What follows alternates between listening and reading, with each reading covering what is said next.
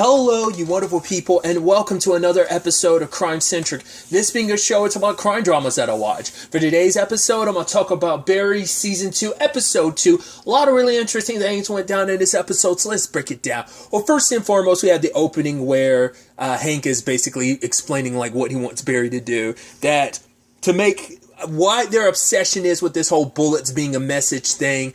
Hank wants to use the same bullet that was sent from Chechnya to him as the warning that like, oh, they're going to come after him. He wants to use that bullet for Barry to use that to kill Esther so that, I want that bullet returned, but Barry's like, it doesn't really work like that. He's like, okay, when you shoot her, you're going to have to put like a big, thick book in front of her so that it catches. And he's like, okay, so you want me to catch her reading a book and then shoot her from behind. And even Hank's like, okay, I see your point about like why that's not going to work.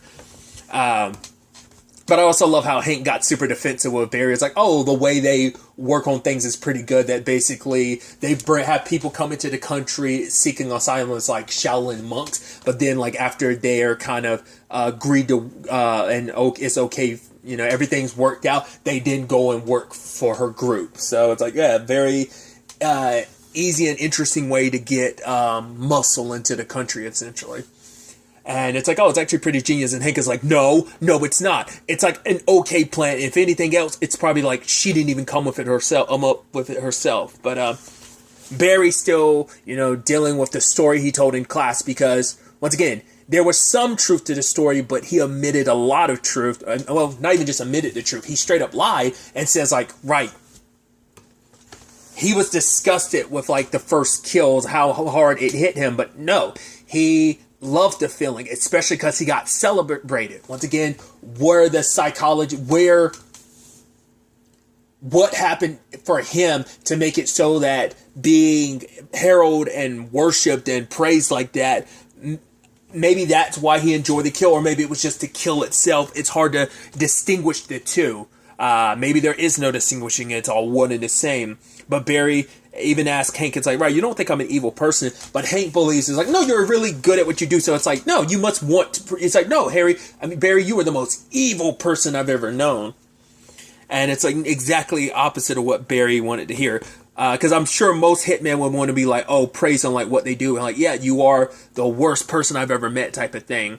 And it all kind of plays out interestingly enough like back then in Afghanistan, because everyone else celebrated, oh my god, Barry, you're the best, oh yeah, you killed him, yeah, and now Hank is kind of doing the same thing, like, oh my god, Barry, you're so evil, you're so great, blah blah blah blah, right? Well, the complicated thing is, now that Barry did what he did in class, now it is a situation that everyone's gathered to do in the class. Everyone's trying to out-tragedy each other. It's like, yeah, some bad moments from everyone's lives. Everyone's acting them out. Natalie's circumstances, I think it was kind of like a eating her twin type of situation. Eric, it was his parents' divorce, and then it's like, Jermaine was like, was kind of like, oh yeah, get all these dead bodies out of here. Eric's like, that's not what happened. I love that. It's just like, it's just because I guess it was such a boring, like, oh, it's just a divorce. One of the other people, he had like a soccer career, but got bit by like a dog or something on his leg, and it kind of tore something, so he can't have the sports career he could have had. So I just thought that was so fascinating. But at the end of the day, Barry's story ended up being the best one. And I love Gene's like, I'm sure all of you wish you were all in Afghanistan, and they're kind of nodding their head. I'm like, that's such a fucked up thing to say, being like, oh yeah, like I bet you guys are all envious of Barry having this war story, because his story will out-trump anything anyone else has, because his is like, it's such a real and visceral and bloody, death-filled thing, whereas everyone else's stories don't necessarily rise to that. So Gene's saying like, let's kind of, instead of doing like exercises and stuff like that, having other people act out these moments, everyone's going to work on they're going to act it out themselves. I think Gene said, we're going to do what we normally won't do. We're going to make it about ourselves or something like that, which I was like, oh, that's supposed to be irony, because like a stereotype is like, oh, like actors can be so self-centered. I think that's almost like some like stereotype that I'm curious, like, is that what that's supposed to be like a little wink and nod to? But Barry's not too keen on doing the Afghanistan story because it's like, right, do I have to really tell it again? Gene's like, no, you're not. He's like, okay, good. It's like, you're going to have to lean into it even more this time. Not leave out any details and kind of go even harder in the paint for it. So it's like, right, what I wanted to actually do instead, Gene, was talk about how meeting you was so influential to me. And Gene's like, go on. He's like, if you need help, I've got plenty of tapes. He's like, no, I'm good. It's like, I can help you in any shape or form if you really need it, Barry. I mean, I can be someone on the sidelines, but if you want me to get into the mix, I can. And I love how that actually plays out for Gene in this show, because Gene ends up because of the whole situation with Janice, he ends up looking at a picture of him and his son when his son was a baby, and you're like, oh wow, you have a kid? And it seems like him and his son don't have the best relationship. In fact, he kind of left his son behind to pursue his career. And now that after losing Janice, which it seems like his son was aware of, it's like, yeah, mom told me about it. So, which is kind of interesting that his son didn't seem as sympathetic, but it's like, right, you've never really been in my life, Dad. I've never really known you. So, but his dad is like, no, I left you. He tried to spin it to be like, that's the one rule of acting, kind of don't stick around, leave them wanting more, which is like super jacked up that you're trying to adapt that aspect to your family situation, your relationship with your son. But it's the thing of he spent so much time focusing on his career, on his students and stuff, but his son is like, no, like everything you ever do is about you. You're kind of selfish. Like all those actors, it's like, no, what is that acting class? That acting class is a place where you're worshipped like a god. And it's like, all you've ever really cared about is yourself. Like everything revolves around you. So he's like, don't try to have a relationship with me. I'm fine with that. And when Gene actually goes back, what does he see? He looks at all like these accomplishments and these projects he's worked on, his name. Like he surrounded himself essentially in self-grandization of him, like his work in his career. And then listening to Barry work on the conversation, it just made him go, yeah, Barry, you're not going to work on that. You're going to do the Afghanistan story. And I love home dude he's working with. But like, yeah, maybe it was your acting because, yeah, it was pretty bad. And he was kind of say Barry was kind of pretty bad. So now Barry's back to having to do the Afghanistan story. He thought he got away from it, but he didn't. I also love the complication of Sally. Rather than sticking around working on it too, she had to go meet with her new agent, and they're wasn't one of the guys in the room, if I'm not mistaken, wasn't that home dude from God, what's its face? Two Broke Girls, I want to say. I could be mistaken. I think one of those dudes was from Two Broke Girls, but I could be wrong. It might not have been Two Broke Girls. It was something else. It was another sitcom that actor was a part of. I can't remember what it is off the top of my head. It wasn't Two Broke Girls. It was something else.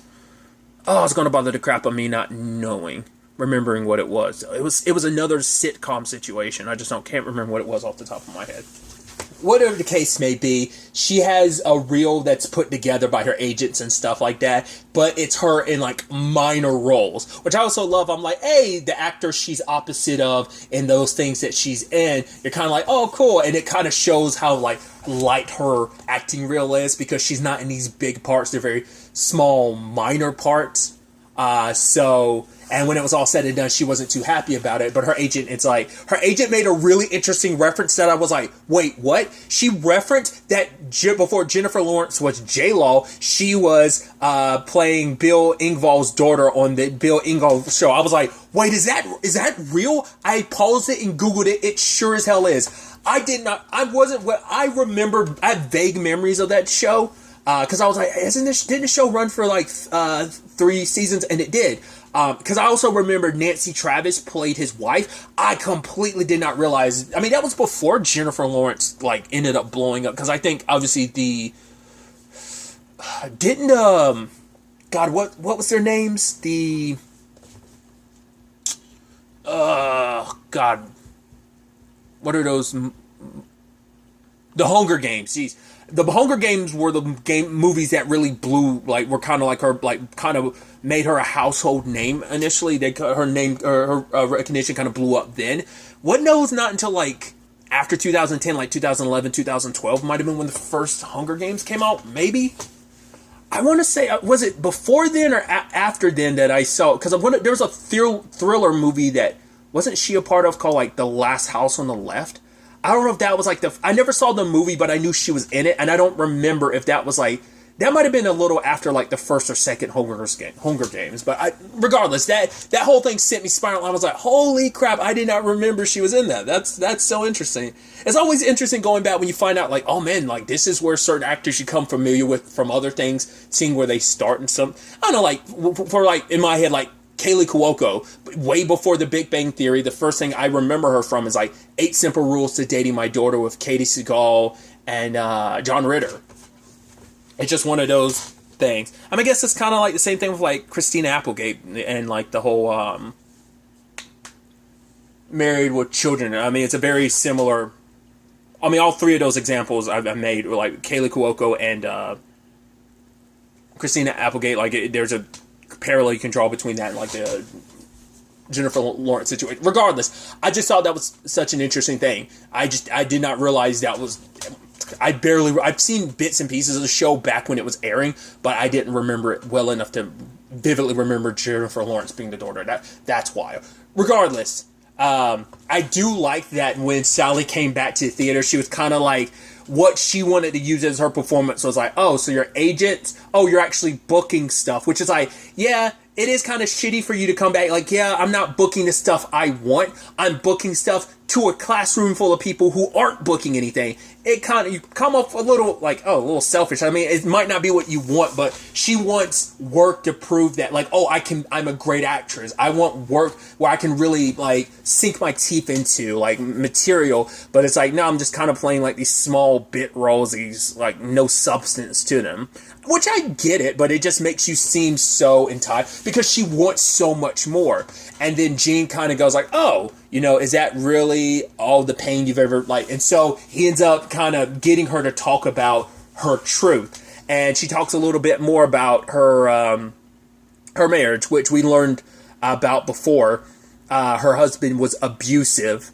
And because she was like, whoa, because I'm playing weak women characters. It's like, oh, and Gene was like, oh, why do you think these women are weak? He's like, yeah, of course. But she was like, whoa, are you trying to say I'm a weak woman for staying with my abusive husband?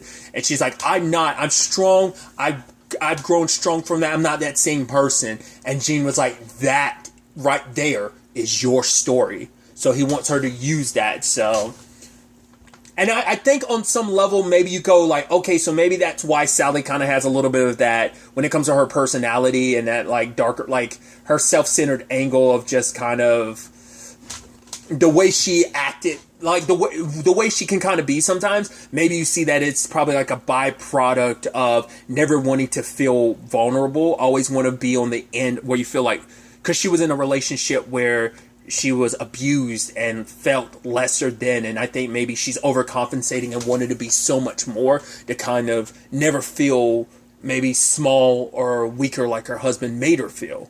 And she even says the line of, I'm with someone who loves me currently, and I'm currently with someone who loves me and supports me and is not I'm never going to be with a violent person again. And that hits Barry to his core because it's like, right, I've killed people. I am a violent person. I've killed a lot of people. So that kind of struck a chord. So along with all of this, you have Loach, who's investigating and ends up sitting down and talking to Fuchs, which also, poor Loach, he sees his ex, she's all vacationing with her new guy and everything like that. And I love that, was it May was like, oh, is that all you taking? Did like she take everything? Did your ex-wife take everything? I was like, oh, that was kind of have an unnecessary. I guess it's because he's also telling her to stay, because it's like, no, Moss was my partner. I'm going to be the one to investigate this. So he's pushing the whole Fuchs thing, because it's like, yeah, we found your tooth here. Why would we find it? He's like, oh, probably took it. It's like, someone took your tooth. It's like, yeah, I met a lady friend who most likely probably took it, and you know, while she was out doing her deliveries or whatever. It's like, that's not how it works with a sex worker. He's like, I mean, whatever.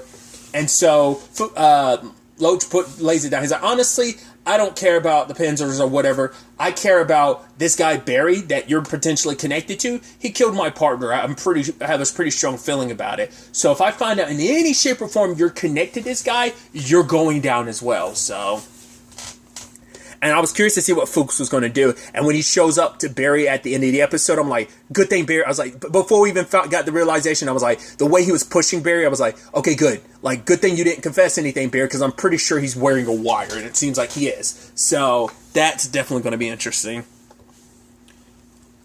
All the while, Barry went to do his do the hit, but he couldn't. Also, we got an interesting development of like, oh, he's roommates with two of the people in class. So it is interesting to know that like he's got his guns and stuff like hidden in the mattresses and stuff. So I thought that was fascinating. But aside from all of that, when the time came, Barry couldn't pull the trigger because he kept thinking about, like, right, the joy that he felt as well as those around him celebrating the evil that he was doing. Like, oh, killing people shouldn't be something that's celebrated. Like, if it's self-defense, sure, but, like, the fact is that it's like, no, I just killed those people and I felt good about it. I got celebrated for it, you know? And he couldn't bring himself to do it. And in the process, he ends up getting caught by a whole bunch of the monks, and he ends up leaving, and they blast up his car. So he manages to get away. I'm curious how Hank's going to feel about this botched attempt. And I wonder, is it all going to trace back to him in some shape or form? Maybe, maybe not. Maybe Hank could kind of divert things and be like, oh, it wasn't me. We'll see how that plays out. Especially because, like, probably the longer things go, eventually it might not even stick with Esther being the one, that it might still circle back to Hank taking the fall for it all. So we'll ultimately have to wait and see where all this takes us. Once again, Fuchs kind of picked it never would have been a good time, but he ended up picking the worst time, because it's like, right, at a point where Barry's got so much regret over everything he did, including killing Janice. Like, it's, yeah, having to come to terms with a lot of aspects about himself, and even just having to face his demons. It's definitely going to be interesting to see where the next episode takes us going forward with all of this. But really, that's all I'm going to talk about. Until the next time we meet, be happy, be safe, live life to the fullest, and enjoy it. Good day, and goodbye.